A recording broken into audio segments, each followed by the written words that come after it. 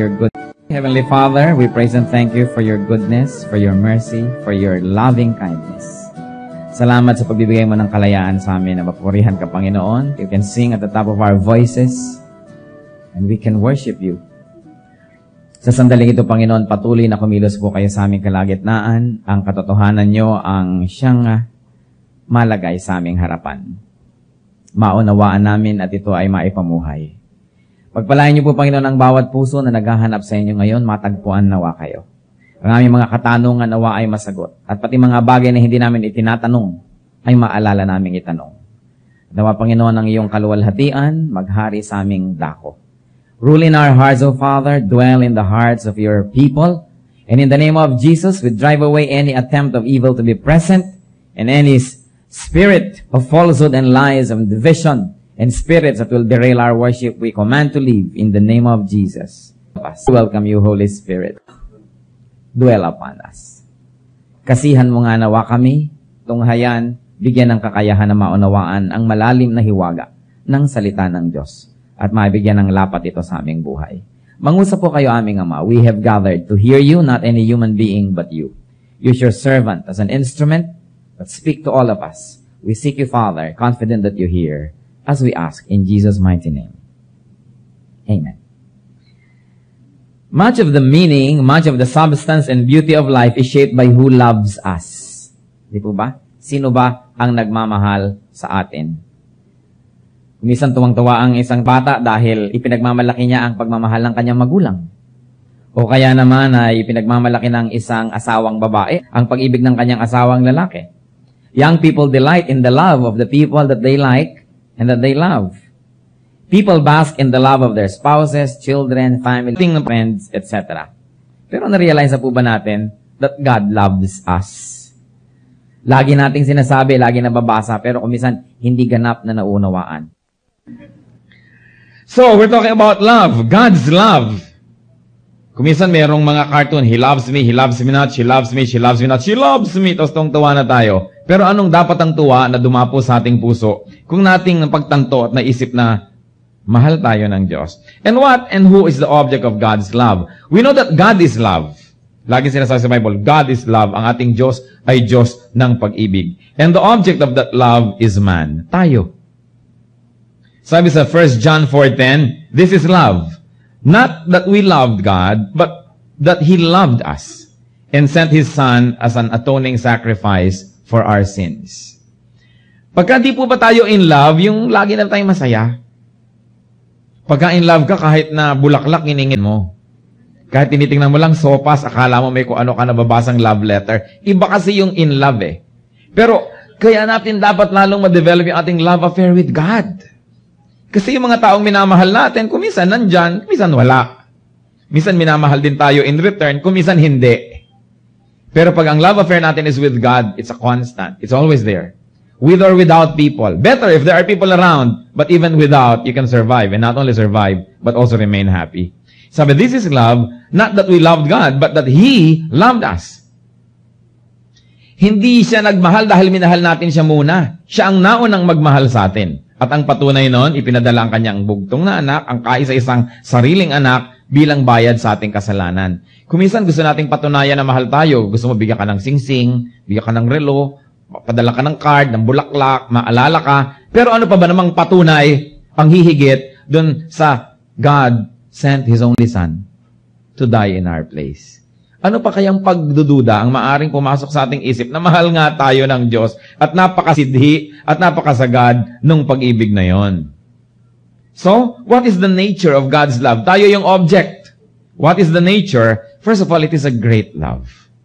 Hindi siya basta love, it's a great love. 1 John 3:1, how great is the love the Father has lavished on us that we should be called children of God. Minsan po ay minamaliit natin yun, hindi natin nabibigyan ng tamang pansin yung salitang children of God.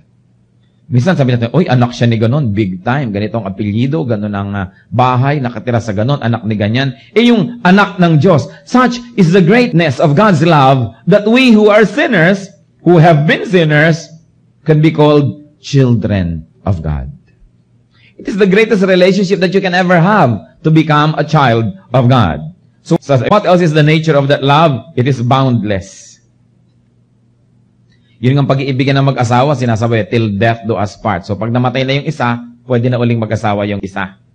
Kumisa nga, buhay na buhay pa, nag-aasawa na uli eh. Hindi po ba? Ngayon, kahit pa nga napakatapat mo sa kamatayan, tapos na. Pero ang sabi, sa Ephesians 3:18, I pray that you may have the power, together with all the saints, to grasp how wide and how long and how high and how deep is the love of Christ. Sabi nawa, magkaroon kayo ng kapangyarihan para naman maunawa nyo, maarok nyo, kung gaano kataas, lalim, kung gaano kalapad, at kung gaano kawalang hanggan ang pag-ibig ni Kristo. Ano yung boundlessness niya? In scope and also in essence. Sa diwa niya, sabi sa Ephesians 3:19, and to know this love that surpasses knowledge. This love surpasses knowledge. Hindi siya kayang ma-define, hindi siya kayang maintindihan ng ganap ng karunungan. Kahit napakarami ng alam ng karunungan. Ang karunungan nga ng tao, kahanga-hanga na eh. Kita nyo yung mga taong pupunta sa buwan, umiikot ang mundo, bukod sa nagro-rotate, umiikot pa sa kanyang orbit.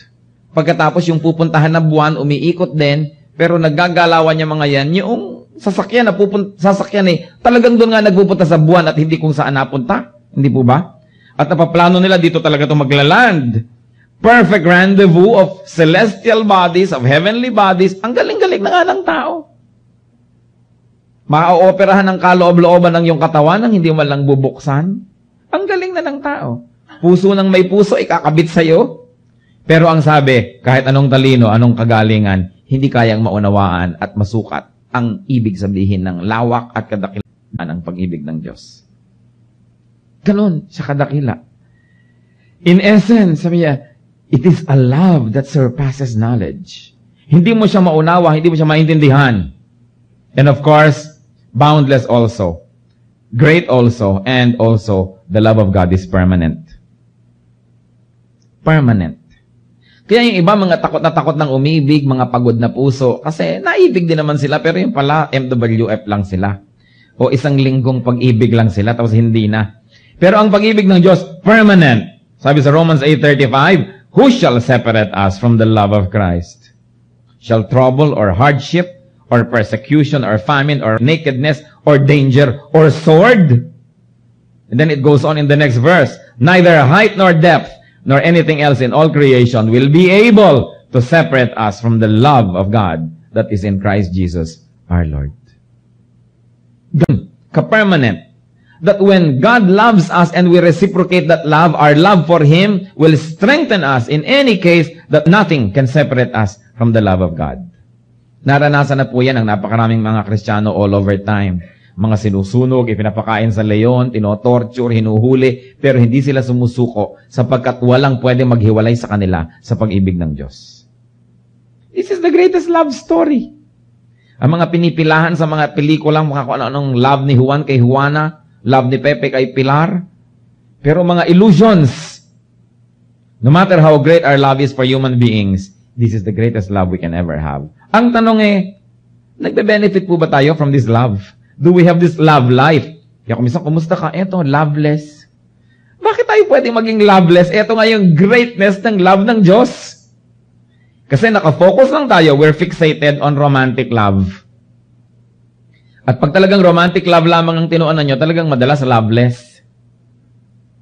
Madalas nga, torture pa yan. Although, meron din namang moments na maganda siyempre yan. Kaya nga, inilagay din niya ng Diyos. Pero hindi yan ang dapat focus ng lahat. But the permanent love of God. And how else can we look at the nature of God? God's love, it is unconditional.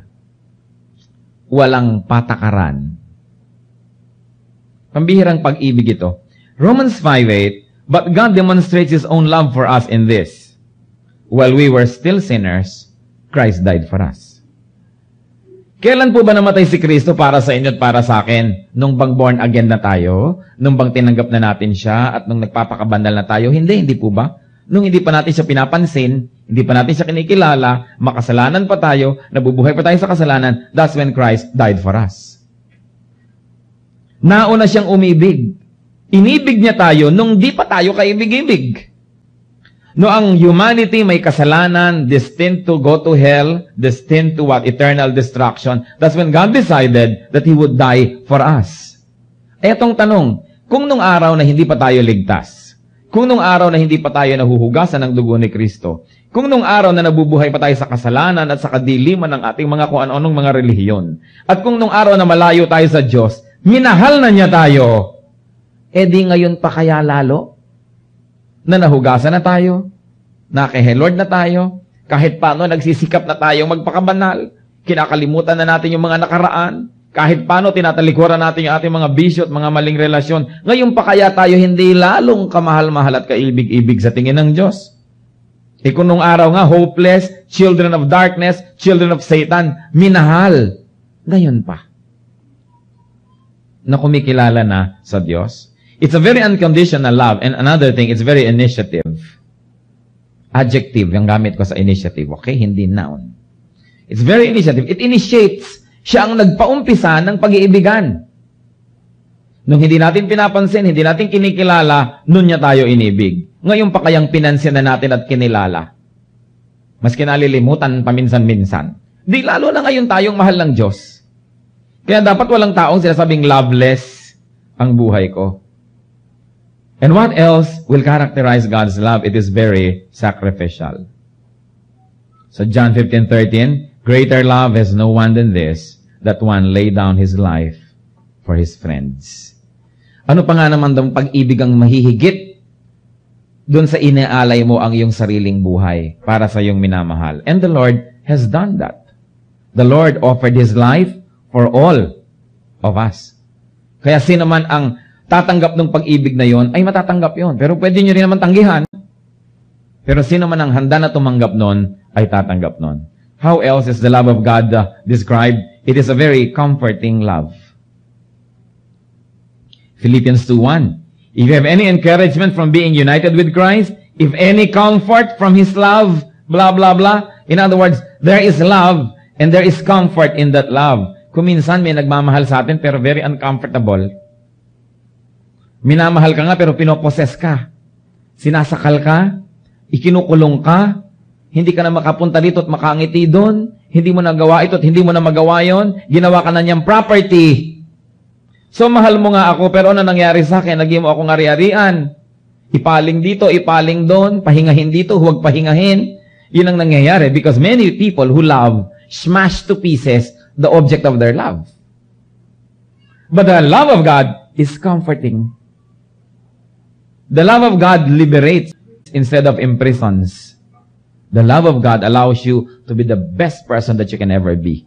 Kung minsan pag may mahal tayo, hindi natin payagan na mag-bloom, hindi natin payagan na lumago. Gusto natin maliit ka lang para lagi kang kasya sa aking bulsa. Huwag ka na mag-aral pa, huwag ka na umattend pa niyan. Dito ka na lang. Para haba ka nagiging mangmang, lumiliit ang iyong mundo, mas kaya kita, nasa bulsa kita. May mga ganyang love. Kung saan nakakapagsisi, bakit ba naibig pa ako ng taong ito? Kung pwede ko lang ibalik ang kahapon. Hindi po ba? Kung minsan ay ganyan lang himutok ng mga nag-aasawa. But the love of God is comforting. The more of it, the better, the nicer. And then finally, although there are many traits of God's love, but we will concentrate on 7 now, God's love is corrective. Nagpapatino. Nagtatama. Revelations 3:19, those whom I love, I rebuke and discipline. Yan ang sabi ng Panginoon. Bagamat comforting, pero yung comfort sa tama. Hindi comfort sa mali. Kasi marami pong comfort sa mali eh. Maraming guminhawa nga ako pero mali. Pero may bayad uli yun. But God's love is corrective. So, napakatayog, napakaganda ng pag-ibig na ito. Ano po ang bunga ng pag-ibig na ito sa tao? Anong nagiging advantage natin? Anong napapala natin kung mamahal tayo ng Diyos? Unang-una, when this love of God is received, it brings salvation to people. Iniaalok eh. Hindi po namimilit ang Diyos, pero inaalok. Pagka itong iniaalok niya na to ating tinanggap, anong nagiging bunga? Naliligtas tayo mula sa maraming bagay. Unang-una, mula sa kaparusahan ng kasalanan. Lahat tayo makasalanan, walang exemption. Maliit, malaki, kasalanan pa rin. And sin should bring us to hell. But when you accept God's love, yung inaalok niyang halika, Mamahalin kita, mahalin mo ako. Maging anak kita, maging magulang mo ako. Ibig sabihin nun, pag tinanggap natin na magkaroon tayo ng personal na relasyon, hindi relihiyon, personal na relasyon sa Diyos. Tinatanggap natin yung kapahingahan mula sa kaparusahan ng kasalanan. We receive salvation. Bakit? Sapagkat ang ginawa ni Kristo doon sa krus, ang kanyang kamatayan, ang kanyang hirap, ibibigay sa atin yung premyo nun, which is salvation. At kinuha niya yung ating kasalanan, ang ibibigay niya sa atin yung kanyang kabanalan, kaya sa tingin ng hukuman sa langit, tayo'y banal. Therefore, those who have faith in Christ, those who accept Christ's love, get saved. Hindi na sila kailangan pang magpunta sa hell for their sins because Jesus already paid for those sins. Kaya lang, bagamat ang bayad ng Panginoon sa kasalanan ay ganap at sapat para sa lahat, ito magiging epektibo lang dun sa tatanggap. Parang meron akong hain, when ang dami-daming pagkain, pwede kayong mabusog lahat, pero ang mabubusog lang yung kakain. Kasi hindi kayo kumain, hindi kayo mabubusog kahit meron pa. Ganon din yung salvation na ibinibigay ng Panginoon. Ang naliligtas lang yung tumatanggap. So ito bang unang-unang bunga ng ating loving relationship with God, that salvation is received. Another thing, graces and blessings happen when we return God's love. Ang unang-unang grasyang ibinibigay ng Diyos, pag tinanggap natin ang kanyang pag-ibig, nasisave tayo. Nagkakaroon tayo ng kakayahan na maging bagong tao. Hindi automatic na nagiging bagong tao, nagkakaroon tayo ng kakayahan na maging bagong tao sa pagsunod natin sa Kanya. So what else happens when you accept salvation after that? We begin to accept and receive graces and blessings when we return God's love. Ibig sabihin, tinanggap ko, naligtas ako, pero pag minahal ko ang Diyos in return, sinian ko ang kanyang pag-ibig at pagmamahal, nagkakaroon na naman ako ng maraming mga blessings. Pwede sigurong hindi pera, pero hindi naman ako nagkagastos, o di blessing din yon. Marami pong forms of blessings na dumarating sa ating buhay. And what else happens when I accept and then return God's love, that it grows, love for God and love for other men, is developed. Ngayon lang ako nagkakaroon ng pag-ibig sa aking kapwa. Pag tunay na naranasan ko na ang pag-ibig ng Diyos. Ang sinasabi po ng Panginoon sa New Testament, kung ang binabati nyo lang ay yung bumabati sa inyo, maging ang mga hentil at mga makasalanan, ginagawa yon. Kung ang minamahal nyo lang, yung nagmamahal sa inyo, pati mga makasalanan at wala sa Diyos, ganun din mahal din nila yung kamag-anak nila. Kung ang binibigyan nyo lang, yung nagbibigay sa inyo, kahit sino, ginagawa yon. Pero, ang mga anak ng Diyos, nakakangiti sa hindi ngumingiti sa kanila. Nagbibigay sa hindi nagbibigay sa kanila. Nagmamahal sa hindi nagmamahal sa kanila. In fact, nagmamahal doon sa mga nakakainis. At bakit po nangyayari yon? Kasi naranasan na ang pag-ibig ng Diyos. Dahil ang totoo, ganun ang pag-ibig ng Diyos sa atin. Minahal niya tayo nang hindi naman natin siya mahal. Binigyan niya tayo nang wala naman tayong ibinigay. Kadalasan nga, patuloy pa tayong binibigyan nang wala rin tayong ibinibigay. Iniibig tayo ng Diyos kahit tayo nakakainis. Sa palagay niyo ba, hindi kayo nakakainis? Hindi po ba? Kung minsan, ang lakas-lakas ng loob natin sabihin, nakakainis siya. Siguradong sa atin may naiinis din. Alangang wala. Nakakainis din tayo.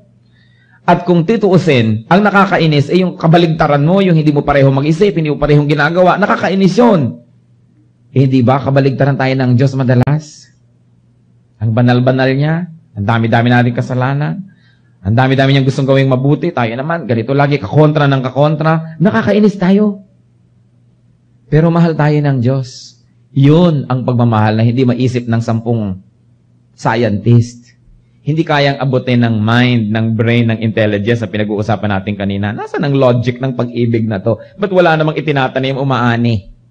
Hindi ko naman siya minamahal. Bakit niya ako minamahal? Hindi naman ako kaibig-ibig. Ba't ako iniibig? Paano niyo malalaman, mga kapatid, na ang pag-ibig ng Diyos nagbubunga na sa ating puso?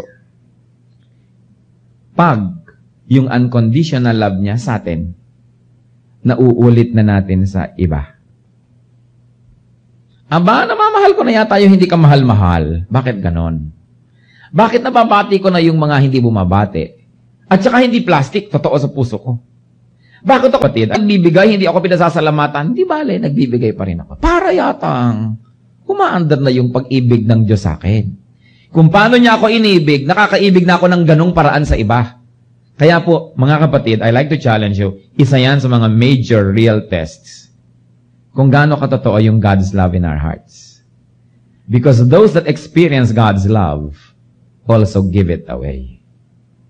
Those that truly receive God's love, give it away to other people. Kung anong ibinibigay sa atin, siya nating ipinamimigay. Kaya tingnan natin kung ano ang ating pong sitwasyon. Because one of the greatest fruits of God's love in men is that we become loving like God. Nagiging tayong mapagmahal tulad ng Diyos. Pagmamahal na walang kondisyon, walang patakaran, walang hangganan, at hindi logical. Kasi nga naman, sa New Testament, kung ang mahal mo, yung lang nagmamahal sa'yo, polite ka lang doon sa polite sa'yo, Gentiles do that. Hindi yan distinction. Kahit sinong mga pinakamasasamang tao, mahal din nila yung nanay nila, o asawa nila, o anak nila. Sabi pa nga sa Bible, sa Old Testament, mabuti pa ang mga hayop, kahit ang babangis daw ng mga hayop, pinapasuso pa rin ang kanilang anak. Even beasts offer their breast to their young to feed them.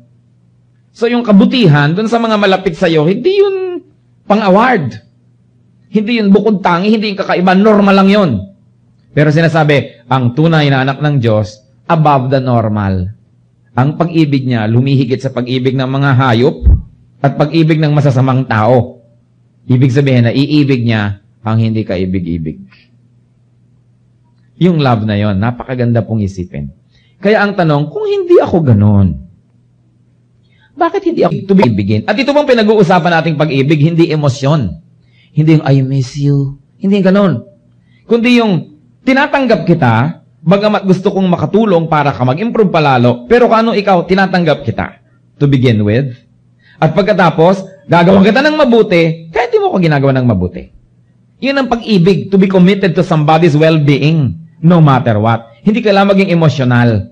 Kasi akala natin, emosyonal yung pag-ibig. Hindi tuloy natin, sabi, ang plastiko naman, pag sinasabi kong mahal ko, hindi naman talaga. Kasi siguro, ang pamantayan, inahanap natin, mamiss natin siya, tatago natin yung picture niya sa ating wallet. Hindi ganung pag-ibig ang pinag-uusapan dito. An intellectual commitment to the well-being of another person, that's love. Hindi kailangan maging emosyonal. So, nasa atin po ba yung fruit of God's love? Kasi kung hindi nakikita sa atin, isa lang ang ibig sabihin, hindi rin natin tinatanggap siguro yung inaalok sa ating pag-ibig na yun. Kasi pag naranasan natin yung pag-ibig na yun, binabago nun tayo. At ipinararanas din natin yun sa iba.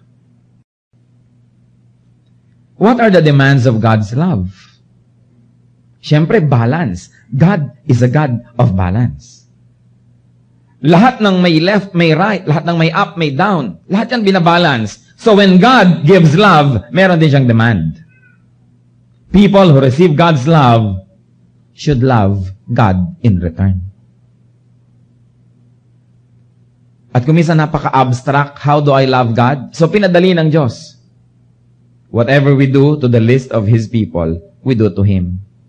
So kung nahihirapan tayo dun sa abstract, hindi makita, hindi masukat, hindi mahipo na relasyon natin sa Diyos, ang pinakamagandang practice ground, mahalin ang kapwa. Sapagkat pag minamahal mo yung kapwa, ay minamahal mo rin ang Diyos. Kung babalik na rin natin, ang hindi nagmamahal sa kapwa, edi hindi nagmamahal sa Diyos. Kaya ang sabi ng Panginoon sa John 13:34, a new commandment I give you, love one another. Tingnan nyo ang inyong katabi. Yan yung one another na yun. So nyo, ito ba? Nako naman, wala na bang iba? Pero ang sabi, a new command I give you, love one another. As I have loved you, so you must love one another. Pambihira, it's a very tall order. Hindi niya sinabi lang, love as you will love. Sabi niya, love as I love you. At ano ba yung pag-ibig niya sa atin? Ibinigay niya ang buhay niya sa atin. Siguro naman, wala na akong dapat idagdag doon. Pag ibinigay niyo inyong buhay, ano pang ipagkakait niyo? Hindi lang niya inutos, magmahalan kayo. Ano sabi niya? Magmahalan kayo tulad ng pagmamahal ko sa inyo. So, parang mahirap. Di po ba? Ako naman, wala na bang iba? Gagawa na lang ako ng pyramid o ng tulay. Mas madali pa kaysa love this person. Pero ang point, mahirap lang kung tayo nakasara sa pag-ibig ng Diyos. Pero pag nakabukas tayo at tinatanggap natin yun, it transforms us. That when we truly receive and experience God's love, we become the fruit of that love. And we become loving in return. And we love in the same way. Kaya babalik ako sa akin kung kanina pa ipinakakadiin-diin. Kung hindi tayo nakakaibig ng ganon, isa lang ibig sabihin, hindi pa rin natin binubuksan ang ating puso para tuloy-tuloyan nating matanggap yung pag-ibig na iniaalok ng Panginoon. Because God's love transforms. Yung pag-ibig, ang lakas yan magpaiba. Hindi ba? Nakikita natin yung romantic love nga, inibig ka lang na gano'n, bigla ka nagpapipag. Bigla kang gawa ng assignment. Di ba? O assignment niya pala, hindi mo assignment ang ginagawa mo, pero sumipag ka. Di po ba? Yung mga, kumisan, directionless na mga lalaki, biglang na in love at mahusay ang pamakikitungan ng asawang babae, nagpapakatino. Love changes us. Pati mga bata, yung minamahal at hindi minamahal, ibang behavior niyan eh. Ibang klaseng motivation yung love. Eh ano pa kung love of God? Napakahalaga. Sabi niya, love one another. And 1 John 3:16, this is how we know what love is. Jesus Christ laid down His life for us. And we ought to lay down our lives for our brothers. Hindi kayo tanggap lang ng tanggap ng pag-ibig ng Diyos, tapos solo. Kung paano ko inibig, ganun ako iibig. Kung babalik rin natin, kung hindi ako willing, mahal ng ganun, huwag ko na rin tanggapin yung binibigay ng Diyos. Mahirap, di po ba? Gusto nating tanggapin ang ibinibigay ng Diyos. So dapat willing tayo to pass it on. Kaya may kantang pass it on. Ipasa yan. Ipamigay. Ang miracle ng pag-ibig, habang ipinamimigay, lalong dumarami. Di po ba? Habang minamahal nyo ang isang tao, lalo naman niya kayong namamahal, lalong gumaganda ang samahan. Pero habang ipinagkakait nyo, lalong nauubos. The more you try to keep it for yourself, you lose it. But when you give love away, you multiply it. Because in Christianity, everything you give away, good things you give away, gets multiplied. Kita niyo yung 2 isda at 5 pirasong tinapay? Nung ibinigay noong pastol na bata kay Jesus, minultiply ng Diyos na pakain lahat ng tao. When you give to the Lord, He multiplies. Whatever we give in the name of the Lord, multiplied. Kaya pati salvation, sharing, pagka sinishare nyo yan, binibigay nyo sa tao, dumadami ang believers, dumadami ang kilos ng Panginoon sa puso ng bawat isa. But we've got to what? Give it away. Sabi ng 1 John 4:11, dear friends, since God so loved us, we also ought to love one another. Love is one of the greatest distinctions of the church. Yung isa pang great distinction, holiness. Di po ba? Holiness and love. Yan po ang dalawang dapat pagkakilanlan sa tunay na kapatiran, sa tunay na iglesia ng Diyos. And sadly, these are the two great elements missing in churches today. Holiness and love.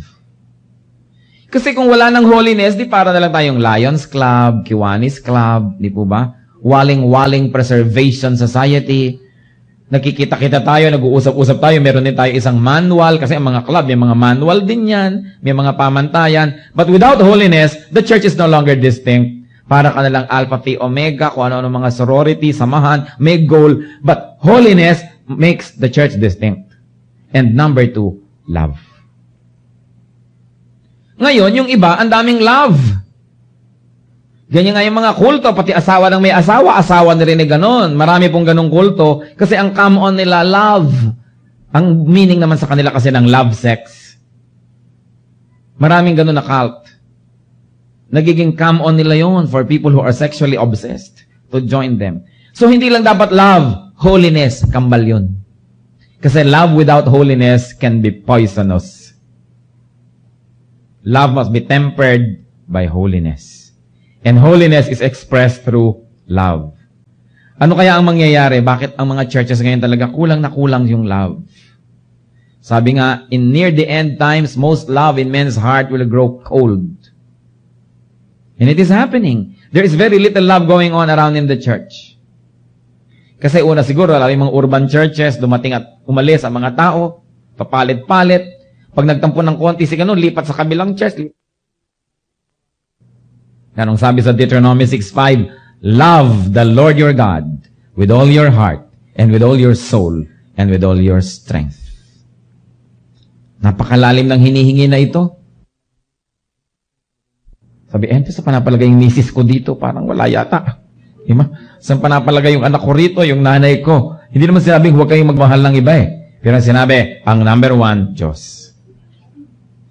Hindi ako nagsasawang ulit-ulitin kasi alam niyo po ito sa mga pinakamalaking hiwaga sa akin nung bago akong Christian. Sabi ko, napaka-egocentric naman ng Diyos. Sobrang naman siyang selfish. Gusto na niya, siya na lang ang number one sa lahat ng tao. Bakit kaya? But then, the Lord made me realize that He likes to be number one in our lives because He cares for us. And He knows that whoever is number one in our life can destroy us. Di ba, pag ang number one sa buhay nyo, si Juliet, o namatay si Juliet, magpapakamatay na si Romeo. Pag ang number one sa buhay nyo, halimbawa, si Goryo, magpapakamatay na si Tekla, pagka nawala na si Goryo. Pagka ang number one sa buhay nyo, itong asawa nyo, tapos bigla siyang nag-left turn, ano mangyayari sa inyo ngayon? Hinahanap nyo si Crispin at si Basilio. Number one ang sa buhay nyo, anak nyo, pag nag-asawa, sumasali kayo sa kanila kayo, panggulo kayo sa kanila, kasi hindi kayo mawala-wala sa eksena dahil number one sa inyo yung anak nyo. Pag ang number one sa ating buhay, tao, we are bound to be sad. Dahil yung tao na yan, na number one sa buhay nyo, bibiguin kayo niyan. Sinasadya man o hindi. Kahit hindi niya sinasadya, mahal din niya kayo. Tao yan, magkukulang yan eh. Magkakamali yan. Naku, kawawa kayo. Kung yung number one sa inyong puso, tao. Kasi iiwan din kayo. Sasadyain kayong iwan o namatay. Ayaw kayong iwan, namatay. Iiwan pa rin kayo. O ano ngayon nangyari sa inyo? Di po ba? Pag mahal na mahal nyo ang isang tao, you are in a very dangerous situation. Dahil ang kasunod niyan, masasaktan kayo. Anong sinasabi natin? Hindi naman natin sasabihin, huwag yung mahalin ng tao. Pero ang sabi ng Diyos, ng Bible, unahin yung Diyos. Love the Lord your God with all your heart and with all your soul and with all your strength. Bakit? Number one sa inyo, Diyos. May number two, asawa nyo o anak nyo o whatever. Nawala yun, namatay yun, nalulungkot kayo, pero hindi kayo nababaliw dahil andun pa yung Diyos, yun ang number one eh. Buo pa kayo. Hindi kayo sira. Kasi nandun siya, hindi siya nawawala. Hindi niya kayo pagtataksilan, hindi niya kayo iiwan kahit kailan. Kaya ang gusto ng Diyos, siyang number one, yung pala dahil gusto niya tayong i-protect. Kasi pag hindi na siya ang number one, kawawa na tayo. So sabi ko, hindi naman pala egocentric ang Diyos. Pati pala yung kanyang kagustuhan na siyang ibigin is a sacrificial love dahil pagka siya ang ating inibig, lagi siyang nag-aalaga sa atin, di syempre, nagkakaroon siya ng trabaho. Gusto niyang gawin yun. Happy is the person who loves God above anything or anyone. When things or people go away, intentionally or unintentionally, the person will have a strong center, a strong anchorage, and he will remain standing because he's standing on his love for God who never leaves him nor forsakes him. Ang lalim ng mga hinihingi sa atin ng Diyos. Kung minsan hindi natin nauunawaan, katulad ko noon, iniisip ko, ano ba naman to, ba't ganun? Pero hindi naman ko hindi natin nauunawaan mali na siya. Kulang lang tayo ng pangunawa. So ang sabi, love God. People are to love God. How can we receive God's love? Paano? By loving the Son, men receive the love of the Father. Sabi sa John 14:23, Jesus replied, if anyone loves me, he will obey my teaching. So nakita po natin, paano nyo malalamang mahal yung Diyos? Hindi nyo naman siya siyempre aabutan ng kape. Hindi naman siya reregolohan ng choknat na kwarteng puso. Hindi nyo naman siya kakamutan ng likod. So paano nyo malalaman na mahal nyo pala ang Diyos? Paano nyo maipapakita ang pagmamahal nyo? Di po ba? Hindi naman siya naipag-iinit ng sopas. Hindi naman siya naaalagaan. So paano ko ipapahayag ang pag-ibig ko sa Diyos? Eto pala, sundin mo ang utos niya. Yun ang pahayag at patunay at patotoo na nakikipag-ibigan ka sa Kanya. O kaya din ngayon, lalo nang dumali na malaman natin kung meron nga ba tayong love affair with God o wala. If anyone loves me, he will obey my teaching. Yun ang sinabi ng Panginoon. Hindi yung iuukit niyang aking pangalan sa puno. Hindi yung ganito, hindi yung ganyan. Susundin niya ako.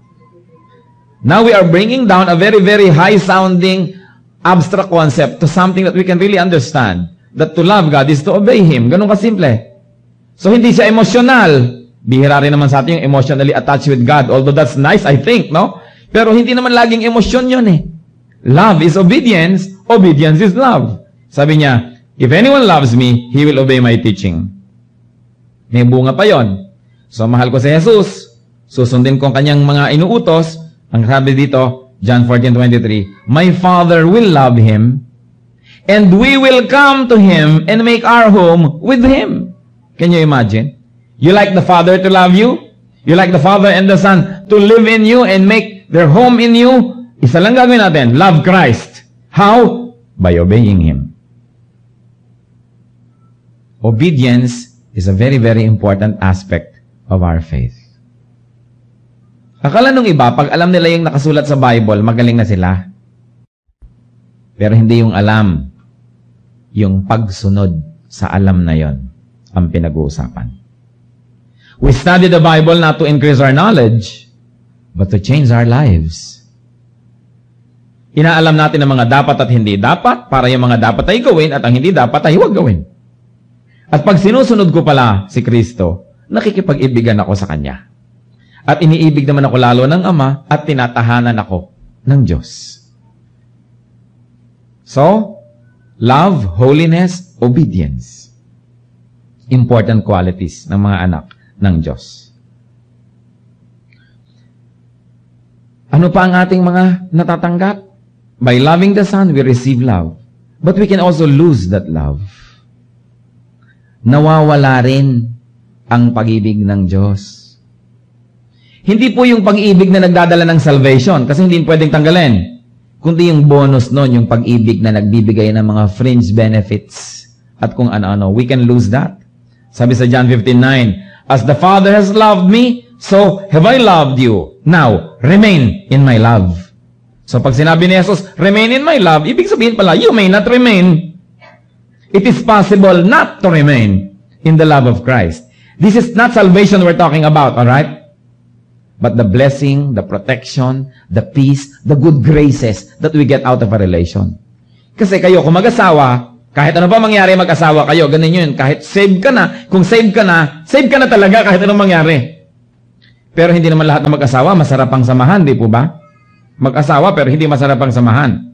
Meron din ganon, saved, pero hindi masarap ang samahan sa Diyos. Nawawala yung tamis. Nawawala yung magagandang mga bagay. At yun ang sinasabi, remain in my love. Huwag lang yung salvation mo ang hawakan mo, kundi lahat ng beautiful fringe benefits of it, dapat mo ring ma-enjoy. Which is of course premised in obedience. Sabi sa Jude 1:21, keep yourselves in God's love as you wait for the mercy of our Lord Jesus Christ to bring you to eternal life. So keep yourself in God's love. Magtrabaho ka. Magpunyagi ka, magsikap ka para wag kang mawala dun sa area ng pakikipag-ibigan mo sa Diyos. Pero hindi salvation ang pinag-uusapan. Hindi salvation ang pinaghihirapan. Hindi salvation ang pinagtatrabahuhan dahil si Kristo ang nagtrabaho para doon. Pag natanggap na natin yon, ang tinatrabaho natin is to keep the relationship nice and sweet and beautiful through obedience, through service, through godliness. So, keep yourselves in God's love. It is your work. It is not God's work alone. Meron tayong kinalaman doon. So, one may not remain in Christ's love. Sabi sa John 15:10, if you obey my commands, you will remain in my love, just as I have obeyed my Father's commands and remain in His love. Kung sinusunod mo ako, mananatili ka dito sa silong ng aking pag-ibig. So, merong kung, if you obey my commands. Madalas po tayong mga Kristiyano, nalilimutan natin yung part na yun ng buhay, yung obedience. Akala natin sapat na to know. But to know and not to obey is worse than not to know anything at all. We become doubly guilty when we know and then disobey. If you obey my commands, you will remain in my love. Marami pong kuminsan nagpapa-counsel, sabihin, parang hindi ko nararamdaman ang pag-ibig ng Diyos. Parang ang layo. Kasi siguro nga, siguradong ikaw ang lumayo. Alam nga namang siya. Yung sabi nga niya, I will never leave you nor forsake you. Pero tayo, pwede nating sabihin sa kanya, I can leave you, I can forsake you. Di po ba nangyayari? So kung nararamdaman nyo, parang malayo ang Diyos, manalamin kayo, at kayo ang may gawa niyan.